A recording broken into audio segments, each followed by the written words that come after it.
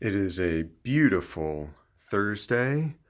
Sun's out, shining, which means it's a good time to read. He's like, I thought you said rainy weather was a good time to read. Anytime is a good time to read. Any kind of weather, good weather to read. And when it's nice out like that, you can read outside if you like. So a few more book recommendations for you today. So over in the theology section, there's some systematic theologies up here.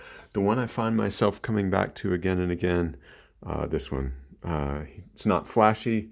There's a pencil stuck in it. Not flashy, not exciting, scintillating prose, but solid, steady, consistent, faithful summary of doctrine. So Berkhoff is a lot of times my go-to for systematic that covers all of theology. This book I just read last year. I loved it, thoroughly enjoyed it. Canon Revisited by Michael Kruger. If you want to do some reading on how we got the 27 books of the New Testament that we have and whether or not that's a good idea and a legitimate thing and how Scripture is self-authenticating, that's your go-to. Really great work on the canon by Kruger. Next one I want to show you is this book. It's called When Helping Hurts. Stephen Corbett and Brian Fickert, if I'm saying their names right.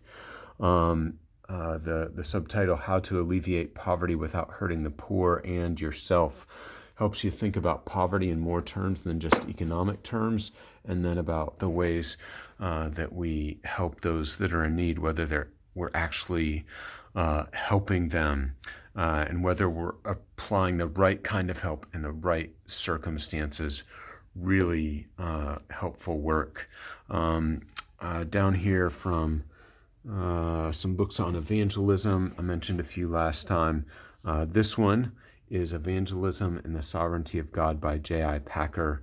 If you've ever heard it said that Calvinism undoes any heart for evangelism or missions or practice of it, this will shoot holes all through that theory, how we understand both the sovereignty of God and our responsibility towards evangelism. Really good.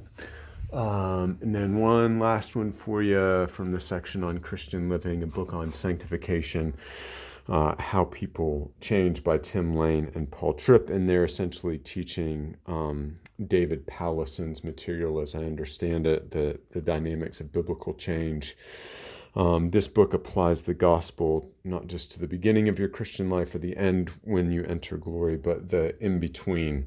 And really helpful. I've taught through that book twice, I think, and we'll probably do it again at some point, but it gives you sort of a paradigm for thinking about sanctification. Heat, the difficulties of life, thorns, the bad fruit that we produce. So heat, thorns, cross, Christ, the gospel, the corrective, the transformational piece that we have to have, and then fruit. So heat, thorns, cross, fruit. You'll get that in How People Change by Tim Lane and Paul Tripp. So there's a few books for your Thursday if you're looking for something good to read, a few different categories, and hope you guys have a good rest of your day.